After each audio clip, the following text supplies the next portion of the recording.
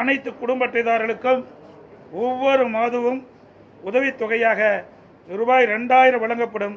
கடந்த தேர்தலின் போது நாங்கள் மகளிர் உரிமை தொகை வழங்கப்படும் என்று சொன்னோம். வழங்க முடியாது, குழந்தைகளுக்கு மிட்டாய் கொடுத்து பிடிப்பதைப் போல மகளிருக்கு இன்றைக்கு ஆசை வார்த்தை காட்டி நாங்கள் உரிமை தொகை தரப்போகிறோம் என்று சொல்லியிருக்கிறார்கள் என்று அன்றைக்கு சொன்ன வாய்தான் எடப்பாடி பழனிசாமியுடைய வாய். அவர் இன்றைக்கு பொய்பாடி பழனிசாமியாக மாறியிருக்கின்றார். அவரை பொறுத்த வரைக்கும் மக்கள் நம்ப மாட்டாங்க. ஏன்னா 2019 தேர்தலுக்கு முன்னாலே 60 லட்சம் வறுமைக்கு கோட்டுக்கு கீழே இருக்கக்கூடிய குடும்பங்களுக்கு மாதம் 2000 ரூபாய் வழங்குவேன் என்று சொன்ன வாய்தான் எடப்பாடி பழனிசாமியுடைய வாய். அந்த பொய்பாடி 32 குடும்பங்களுக்கு 1.25 கோடி ரூபாய் செலவிலே 64,000 ரூபாய் ஒரே ஒரு மாதம் மட்டும் கொடுத்தார். பிறகு தேர்தல் வந்துவிட்டது என்று சொன்னார்.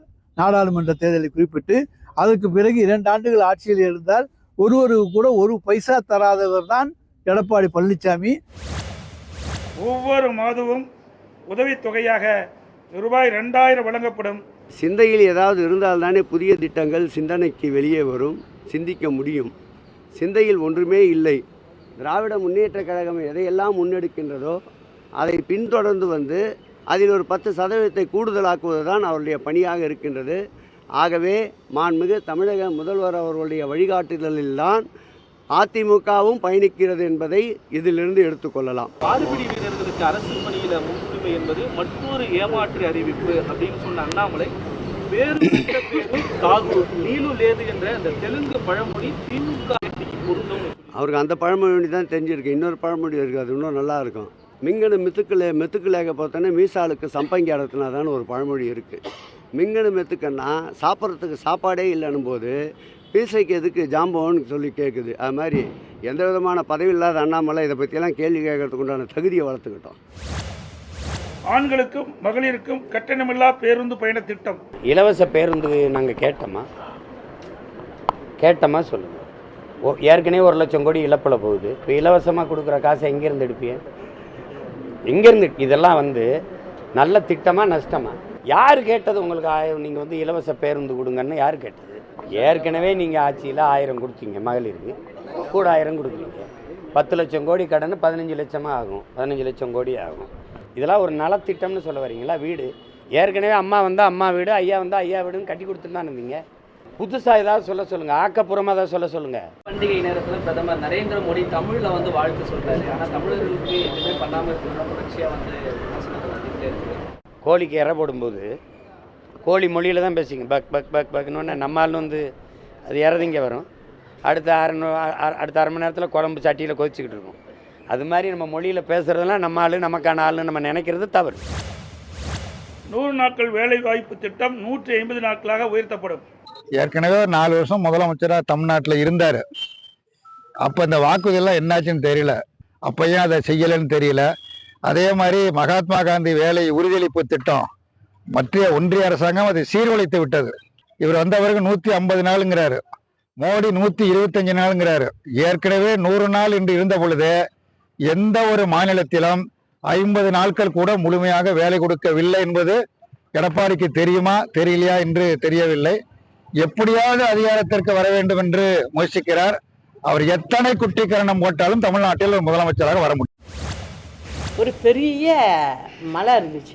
ஒரு ஆள் என்ன பண்ணுறாரு, ஒரு பெரிய கடப்பாறை எடுத்துகிட்டு போகிறாரு.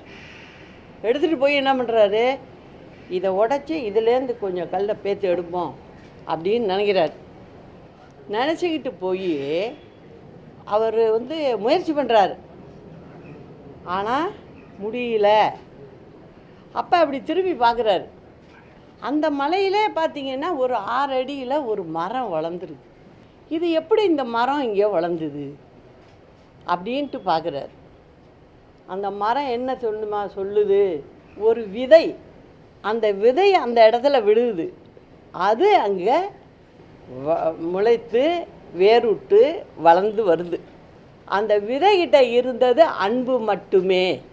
அதுக்கிட்ட கடப்பாறை கிடையாது, ஒன்றும் கிடையாது. ஆனால் வளர்ந்துது. கடப்பாறையை கையில் வச்சவன் ஏமாந்தான். இதுதான் இந்த விடுகதைக்கு நீங்களே அர்த்தம் பார்த்தீங்க. நான் தான் இப்போ சொல்லிட்டேன்ல, இந்த கதையில் எல்லாமே இருக்கு. இல்லை, இந்த கதையில் எல்லாமே இருக்கு. அரசியலில் வந்து எப்போ என்ன வேணாலும் நடக்கலாம், அது நடக்கும். திமுக என்ன நினைக்குது, நமக்கு எதிரியே இல்லைப்பா, கண் தொலைவு வரைக்கும் பார்க்குறோம், எதிரியே இல்லைன்னு இருக்கு. நான் ஒருத்தி இருக்கிறதே மறந்துடுது. கலைத்துறையிலே தன் கதாபாத்திரத்திலே வருகின்ற பொழுது பொதுமக்களுக்கு நல்ல அறிவுரை வழங்கக்கூடிய கதாபாத்திரத்தில் தான் புரட்சி தலைவர் எம்ஜிஆர் நடித்திருக்கிறார். குடித்துவிட்டு கும்மாளம் போட்டு பாத்திரத்தில் அவர் நடித்தது வரலாறு கிடையாது. குடித்தவனை கண்டித்து அவனை திருத்துகின்ற கதாபாத்திரத்தில் தான் புரட்சி தலைவர் எம்ஜிஆர் நடித்திருக்கிறார். அந்த நடிகர் எங்க, இப்ப இருக்கிற நடிகர்கள் எங்க? இங்க புகிற நடிகர்கள் உடனே பாட்டில் ஓபன் பண்ணிடுவான், சாராயத்தை குடிச்சுவான், 4 பொண்ணுங்களோட டான்ஸ் போடுவான், 100 பேர் அடிக்கிற மாதிரி ஷோ காட்டுவான். அவங்கெல்லாம் அரசியலுக்கு வந்து என்னத்தை பண்ண போறாங்க? உடனுக்குடன் செய்திகளை தெரிந்து கொள்ள சன் நியூஸ் பெல் ஐகானை கிளிக் பண்ணுங்க.